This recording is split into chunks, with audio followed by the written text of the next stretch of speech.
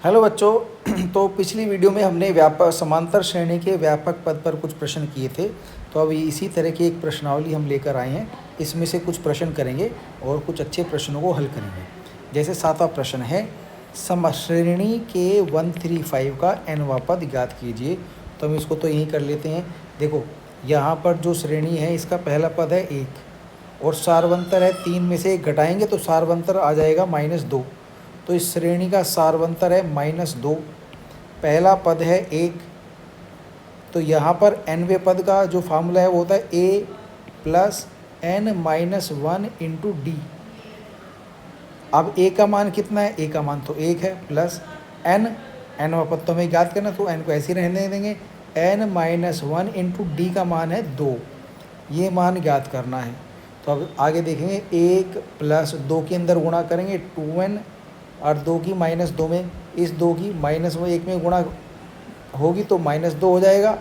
तो आगे लिखेंगे -2 बराबर, अब ध्यान से देखो भाई, जो हमारा 2n है वो प्लस है, तो 2n तो एक या दो संख्याओं में जुड़ेगा घटेगा नहीं, लेकिन ये 1 जो है और ये -2, इन दोनों को एक साथ कर लेते हैं। -2 माइनस का है और 1 प्लस का है, तो ये हमारा जुड़ करके हो जाएगा -1, क्योंकि माइनस की संख्या ज़्यादा है तो 2n-1 हमारा उत्तर आ जाएगा। तो यहाँ पर जो 7वां प्रश्न है उस 7वें प्रश्न का सॉल्यूशन इस तरह से हो जाएगा। ऐसे प्रश्न मैंने अभी आपको करवाए हुए हैं पिछली वीडियो में, और प्रैक्टिस अगर आपने घर पर की होगी तो ऐसे प्रश्न आपसे आसानी से हो जाएंगे। उत्तर प्रदेश 2005 में आया हुआ भी है। और कुछ और प्रश्न देखते हैं। जैसे ये 16 प्रश्न बड़ा अच्छा प्रश्न है। श्रेणी 76, 72, 68 का शून्य कौन सा पद होगा? ये 16 प्रश्न करते हैं। तो 16 पढ़ते हैं। श्रेणी है 76, 72, 68। तो जो हमारी श्रेणी है वो ये है। श्रेणी है हमारी 76, 72 और 68। इसका कौन सा पद शून्य होगा? शून्य हो गई। तो इस तरह से प्रश्न पूछा जा सकता है। दो तरीके से पूछा जा सकता है। पहला तो पूछा जा सकता है कौन सा पद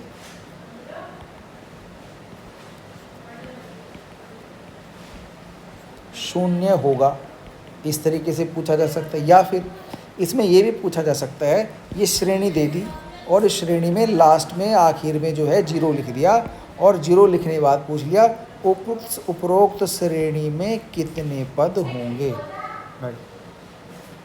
उपरोक्त श्रेणी में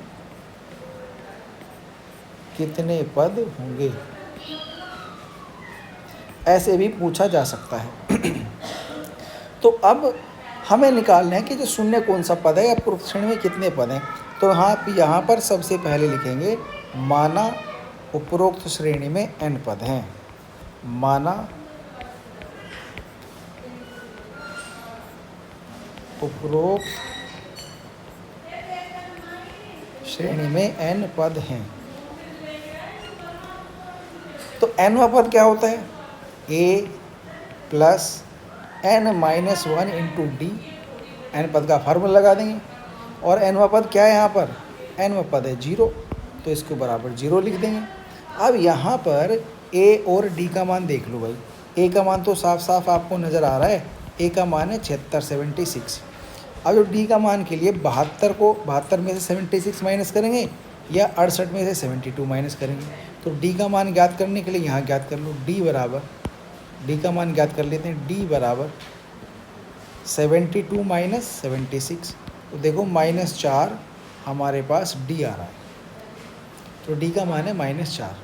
तो अब यहाँ से आगे सॉल्व करते हैं। a plus n-1 into D बराबर 0 को ऐसे करके लिख लेते हैं। कैसे? a की जगह लिख लो 76 प्लस n की वैल्यू का हमें नहीं पता है, और d की जगह लिख लो -4 बराबर कितना है? बराबर है 0। अब यहाँ पर देखो, इसको थोड़ा और सॉल्व करेंगे। 76 को ऐसे रहने देंगे प्लस, अब ये जो -4 है इस -4 के अंदर गुणा करेंगे। n में भी गुणा होगी और 1 में भी गुणा होगी। तो n में गुणा करेंगे तो माइनस है और n प्लस है। ये 4 माइनस और n प्लस है, तो प्लस और माइनस ही गुणा करेंगे तो माइनस आ जाएगी। तो यहाँ पे आएगा -4n।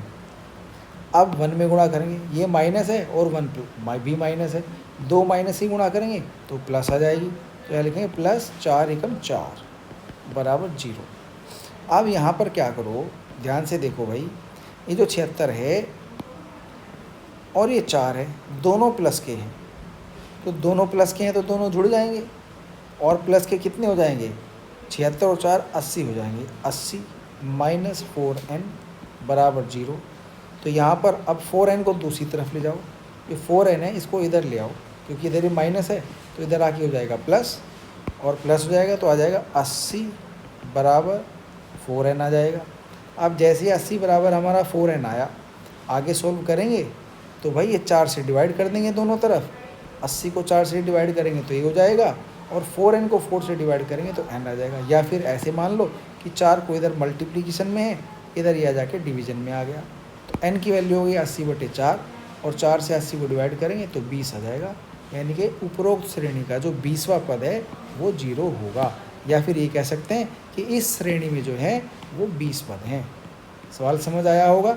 वीडियो को पॉज करके सवाल को नोट कर सकते हैं, सॉल्यूशन को भी नोट कर सकते हैं। ठीक है भाई, तो इस तरह से बाकी क्वेश्चन करें, और जो आपके पास प्रश्नावली हैं किताब में उनके भी क्वेश्चन करें। अगली वीडियो में और क्वेश्चन के सॉल्यूशन मैं आपको बता देता हूँ। ओके बच्चों, बाय।